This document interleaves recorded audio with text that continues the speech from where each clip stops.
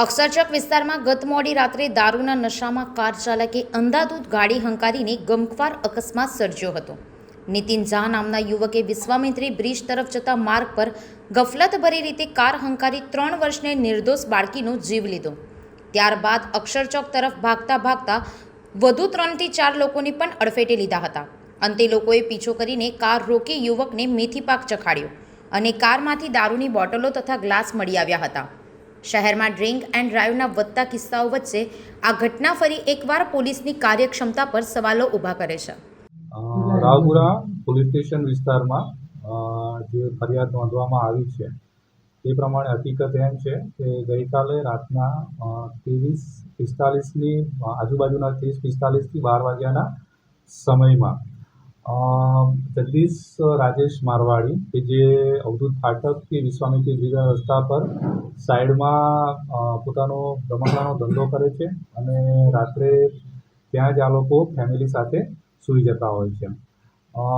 ફરિયાદીના જણાવ્યા અનુસાર એક ક્રેટા ગાડી જેના નંબર છે GJ06RD0027 અને તેનો ચાલક છે નીતિન કિશન ઝા. એ માંજલપુરના જે લાલબાગ બ્રિજ છે તે તરફથી આવેલ અને ત્યાં પોલીસનું બેરિકેડ હતું એને અથાડી અને પછી આગળ આ જે ફરિયાદી છે એને અડફેટ લીધેલ અને આગળ જતાં એનો જે ફરિયાદીનો નાનો દીકરો હતો 4 વર્ષનો એના માથા પરથી આ ગાડી પસાર થઈ ગઈ હતી. એ દીકરાનું ત્યાં જ મૃત્યુ થયું હતું. આ સિવાય ફરિયાદીના પત્ની, એના બેન અને એના જે બનેવી હતા એને પણ નાની મોટી ઈજાઓ થયેલી.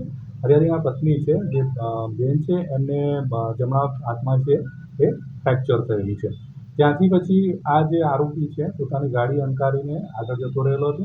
ત્યાંના લોકોએ એનો પીછો કરેલ હતો અને આગળ જઈને આ ગાડી આંતરેલ હતી. ત્યાંથી આ જે ચાલક છે એ નશાની હાલતમાં જોવાનું હોય એવું માલુમ પડ્યું હતું. તેને પછી ત્યાંથી રાવપુરા પોલીસ સ્ટેશન CRમાં લાવવામાં આવ્યો હતો અને BNSની કલમ 105, 125A, 125B, 281 તેમજ MV એક્ટની 185 જે ડ્રિંક એન્ડ ડ્રાઈવની છે, 184 બેદરકારી ભર્યું ડ્રાઇવિંગ, 177 અને 134 મુજબ કેસ નોંધીને આગળની કાર્યવાહી હાથ ધરવામાં આવેલ છે. કાલે પરિવારજનો છે એમણે પણ અમને સંપર્ક કર્યો હતો અને બાળક નાનું હતું એટલે એનું જે ખોપડીના ભાગથી ગાડી ગઈ હતી તો એ કહેતા હતા સર અમારે PM નથી કરાવવું, પણ આ એક ગંભીર ગુનો છે કે જેમાં સમગ્ર મામલો છે એ પોસ્ટમોર્ટમ પર વધારે ડિપેન્ડ કરતો હોય છે. એમને સમજાવટથી એમ કીધેલ કે આ જે આરોપી છે એને કડકને કડક સજા થાય અને કાયદા પ્રમાણે એને તમને ન્યાય મળી રહે એના માટે તમારે આ કરાવવું પડશે અને એમને ખાતરી આપેલી હતી કે આ જે આરોપી છે એને કાયદા પ્રમાણે વધારેમાં વધારે સજા થાય એવું અમે કરીશું.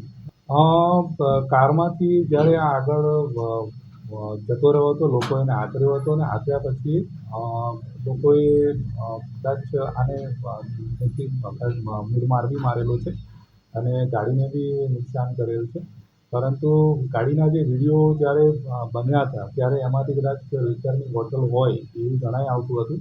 પરંતુ જ્યારે અમારે પંચનામા રૂબરૂ કબજા કરવાનું ત્યારે લોકોએ કદાચ આ બોટલો તોડી નાખી હોય એવું હોઈ શકે. એ રહે છે મકરપુરા વિસ્તારમાં અને કોટા વિસ્તારમાં છે એ કંઈ કપડાની દુકાન છે એવું જાણવા મળે છે. સંવાદદાતા સાથે અભિપ્રાય ન્યૂઝ વડોદરા. વધુ સમાચાર જોવા માટે અમારી YouTube ચેનલને સબસ્ક્રાઇબ કરો અને જોડાયેલા રહો ફેસબુક, ઇન્સ્ટાગ્રામ અને ટ્વિટર પર.